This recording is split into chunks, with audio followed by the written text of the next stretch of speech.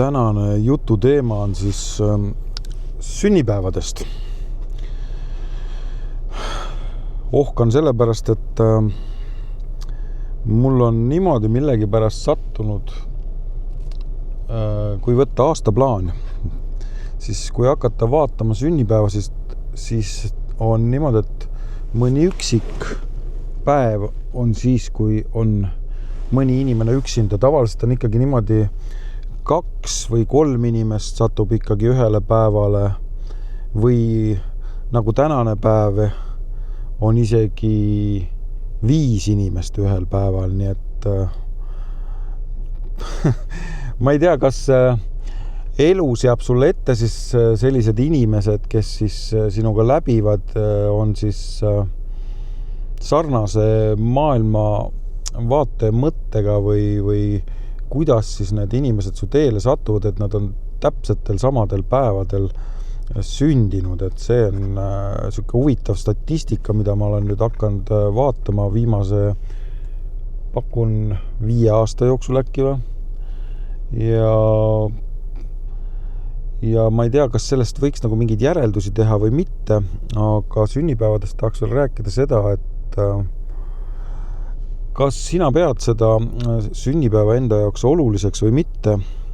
Oled sa suur sünnipäeva tähistaja või mitte?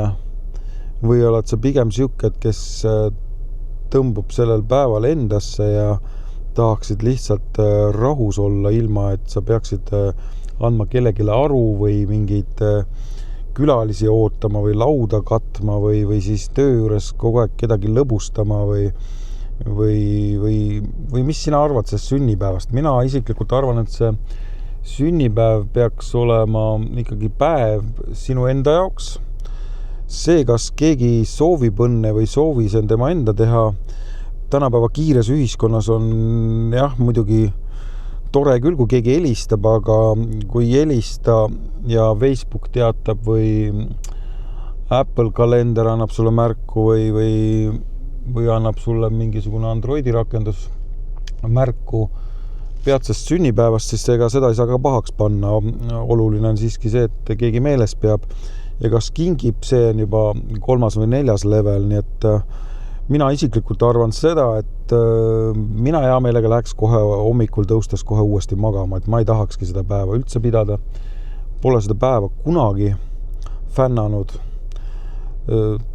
Viimati ma vist tegin 8 aastat tagasi sünnipäeva ja nüüd ma pean silmas seda, mis oli sellel 2025. Enne seda 8 aastat oli siis see paus, kui ma üldse ei teinud mingit sünnipäeva, nii et 40 juubel ja nüüd siis 48 niimoodi, et ja nüüd kohe 49 turjale tulemas, nii et ma ei tea, et mul oleks mingisugune emotsioon, et ma seda päeva nagu tähistada tahaks.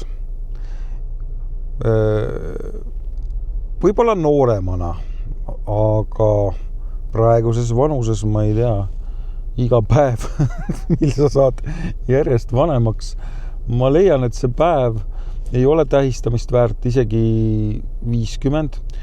Kindlasti on keegi, kes vaidleb selle vastu, et see on sinu päev ja bla bla bla bla bla, aga see ongi erinev, et mida rohkem on inimesi, seda rohkem on erinevaid arvamusi ka.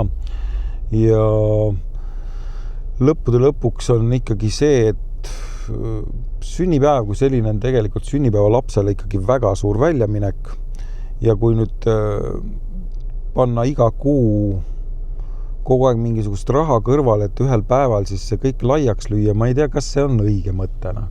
Pigem ma arvan, et võiks selle rahast minna kinkida ise endale siis mingi reisi või võtad mõne sõbraga kaasa, kui see, et sa selle lihtsalt sööd ja ära jood, et see on nagu see minupoolne arvamus sünnipäevade kohta ja mulle ei meeldi ka see, et sünnipäeva puhul tuleb seda tähelepanu liiga palju korraga nagu, et üks asi on see, et kui sa figureerid või teed, oled sa muusik või näitleja või avaliku elu tegelane või sa puutud kokku inimestega, et see avalik tähelepanu, aga teine asi on see, et kui sulle kas siis lähedased või siis inimesed, kes suga mitte kunagi muidu ei suhtle, aga siis just sellel päeval välja ilmuvad, see on võib-olla see häiriv faktor, mis siis nagu seda sünnipäeva tuju ja meeleolu sassi lööb, et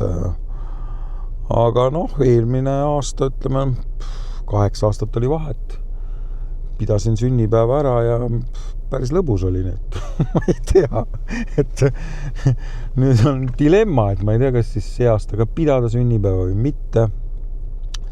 Siukene väike mõtlemise koht, et samas jah, iga aasta on erinev, et ega ju aastat tagasi ei tule ja mis seda nagu leinavormis mööda saata jälle ka nagu pointina. Et pigem ma arvan, et võtta seda nii, nagu ta on, et kui keegi õnnitleb, siis õnnitleb, kui ei õnnitle, siis ei õnnitle ja nii edasi. Aga jah, tänased sünnipäevalapsed, siis soovin teile kõigile ilusat sünnipäeva ja mis ma muud oskangi sellesse tänasesse mõttearutelusse öelda, nii et sain oma mõtte täna ilusti teieni ära toodud, nii et ilusat päeva jätku teistele. Tšau!